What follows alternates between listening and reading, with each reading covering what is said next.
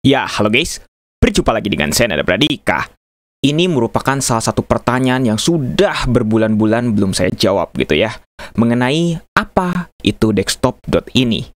Nah, mungkin filenya kurang lebih seperti ini. Dan teman-teman hanya bisa melihat file ini ketika teman-teman coba untuk melihat hidden items-nya.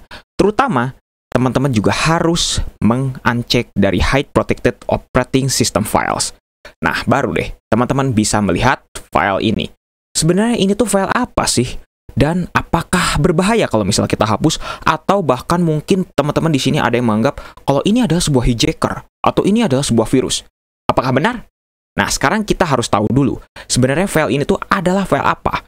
File ini sebenarnya file yang bisa diedit oleh Notepad. Dan isinya bagaimana? Isinya hanya sebuah seperti ini saja. Lalu, file ini apakah layak disebut sebagai sebuah virus? Tentu jawabannya tidak dong. Karena kenapa? Karena file desktop.ini memang dibutuhkan oleh file explorer. Seperti itu. Awalnya, file yang berbentuk ini atau bisa dibilang mungkin ekstensinya adalah .ini itu biasanya digunakan oleh Windows 9X untuk menginisialisasi gitu. Bisa dibilang ini itu adalah singkatan dari initialization yang digunakan ketika lagi booting pada Windows 9X. Makanya kita sering menemukan file boot.ini atau yang lain sebagainya. Tapi kalau zaman sekarang, terutama kalau misalnya desktop.ini, itu digunakan untuk file explorer. Oke, kita simak sama-sama. Teman-teman ketika mencoba untuk membuka folder apapun, bahkan folder yang baru teman-teman buat, pasti di dalamnya akan ada desktop.ini. Nah, mungkin lebih jelasnya saya coba untuk tampilkan ekstensinya di sini ya. Oke, hide extension for known file types. Oke, seperti ini, desktop.ini. Kita lihat ya. Ini semuanya pasti filenya akan seperti ini. Termasuk di download nih, misalnya saya di sini download file apa gitu. Pasti desktop.ini akan ada dan isi filenya ada sedikit berbeda. Nah, lantas file ini fungsinya untuk apa nih ya? Kita lihat ke documents, ada juga. Kita lihat ke pictures, ada juga. Semuanya itu pasti ada. Nah, kalau kita hapus, bagaimana nih kira-kira? Sekarang kita coba untuk shift del. Kira-kira apa yang akan terjadi? Kita coba shift del, dan yang terjadi seperti ini.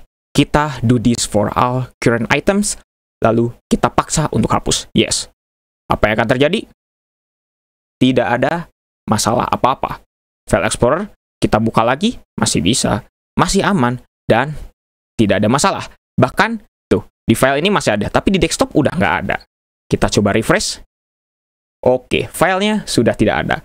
Lalu filenya ini buat apa nih? Nah, sekarang saya coba nih. Untuk mencoba mengubah salah satu tampilan. Mungkin di desktop ini kita coba ubah tampilannya, yaitu apa? Ikonnya kita besarin. Kita large seperti ini. Dan sekarang kita refresh. Oke, tampilannya sepertinya tidak ada yang berubah. Nah, sekarang kita coba untuk new shortcut. Seperti ini. Oke, namanya misalnya taskkill. Seperti ini. Kita coba taskkill.exe. Nah, apa yang akan terjadi? Kalau kita refresh, masih belum ada. Nah, sebenarnya file ini fungsinya untuk apa? Sebenarnya file ini fungsinya adalah untuk menaruh, atau mungkin bisa bilang kalau misalnya teman-teman punya folder nih ya. Oke, saya tunjukkan seperti ini misalnya. Oke, misalnya taskskill.exe-nya saya pindah ke sini misalnya. Terus Microsoft Edge-nya saya pindahkan ke sini. Ketika kita refresh, maka di sini akan ada icon-icon ya. Mungkin ini bisa dibilang fungsi dari Shell 32 juga. Tapi desktop.ini membantu tugas tersebut. Nah, ketika teman-teman kalau misalnya sudah memasukkan folder nih, misalnya nih ya, di sini desktop.ini-nya kita hapus nih ya. Kita hapus. Nggak apa-apa, kita yes aja misalnya.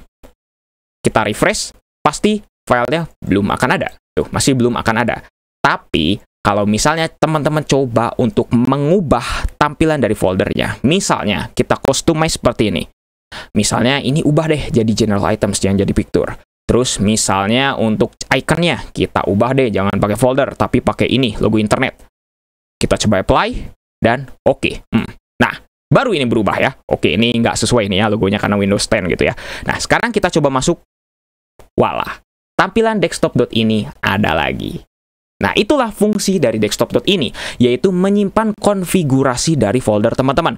Kalau misalnya folder teman-teman ingin diubah logonya, atau diubah apa yang kelihatan di dalam foldernya ini, misalnya ya tampilannya seperti ini, kalau di camera roll misalnya lambang kayak gini, atau mungkin foldernya kayak gini, nah itu akan dimasukkan ke dalam desktop.ini sebagai konfigurasinya. Jadi, makanya kenapa kalau misalnya teman-teman ngelihat masuk ke dalam folder, tampilannya, oh yang ini details, yang ini oh, ini kelihatan thumbnailnya, atau mungkin foldernya, ikonnya kayak gini. Nah, itu semua akan disimpan dalam desktop.ini. Kurang lebih seperti itu. Bagaimana kalau misalnya kita hapus? Nah, sekarang kita coba kita hapus. Apa yang akan terjadi? Kita hapus, kita yes, dan apa yang akan terjadi?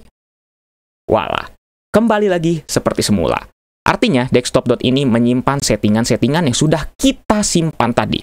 Seperti contohnya yang tadi customize-nya, kita coba untuk general items, terus cek ikonnya kita ubah. Nah, seperti itu. Jadi kurang lebih desktop.ini membantu kinerja dari Shell 32.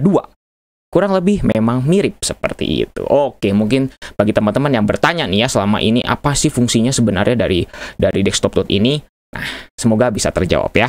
Oke, mungkin cukup sekian untuk video kali ini. Jangan lupa untuk subscribe dan juga share video ini jika bermanfaat. Bantu channel ini juga agar bisa berkembang. Oke guys, saya Nanda Pradika. See you next time.